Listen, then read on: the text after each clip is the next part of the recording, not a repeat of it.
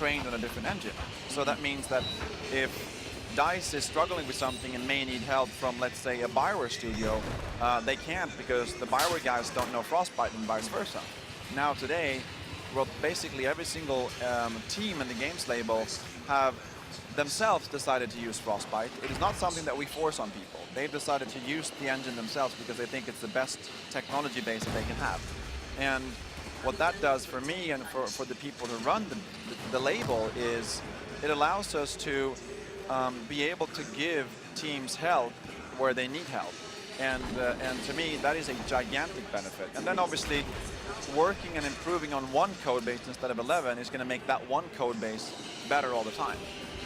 So that's the cool part about Frostbite. Another really cool part is when you have, let's say, 1,500 people working on Frostbite, you get so much more. It's almost like a cloud-based programming event where actually, you'll have Bioware contribute to the engine, and you will have Ghost in Gothenburg contribute to the engine, and you will have Visceral in San Francisco write code that then gets ported over into the main branch. It could be stuff like third-person camera systems to better physics, to better collision. Anything that you want can happen because some smart individual invented something in a different location that then gets back inputted into the main branch. So you talk about all of these different studios that you guys work with, right? And there's Visceral and Bioware, all that. Can you talk about what it's like working with EA and other studios?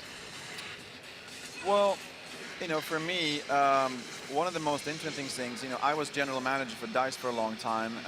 The company then got acquired by Electronic Arts, and when we got acquired, I relatively quickly got more things to do, and eventually, obviously now run the whole label. And what I find interesting is, look at that, it's coming down. That's so beautiful. What I find interesting is, for me, it's been an extremely interesting time in my life because I come from one place with one culture and one type of idea on how to do things to Bioware, which is fundamentally different in so many ways, but equally good, but in a different way. So for me, it's been an interesting learning and understand that there are actually other ways of doing it than maybe what I was used to, and to learn to respect those studios for what they're good at, but at the same time, dare to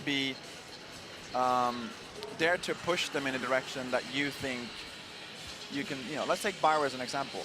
I took over the Bioware group in October of last year, and I'm a gigantic fan of Bioware. It's arguably one of the best studios in the world at what they do.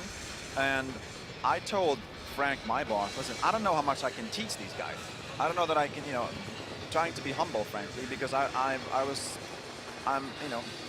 super impressed with those guys. But then I came to Bioware and I realized that I can bring them, there's a lot of things that I can't teach them, and there's frankly a lot of things that they're going to have to teach me. But because I come from a different world and with a different approach to things, there are actually things that I can help them with. And that to me is the most inspiring part with my job, to kind of take different cultures from different locations around the world and different development teams and influence them as best I can to do things better and to do them maybe different, and to push for innovation and quality around what we do. So it's super interesting and very different, but at the same time, highly inspiring for me. Awesome. Well, I think that I just want to thank you for coming on, because you being able to explain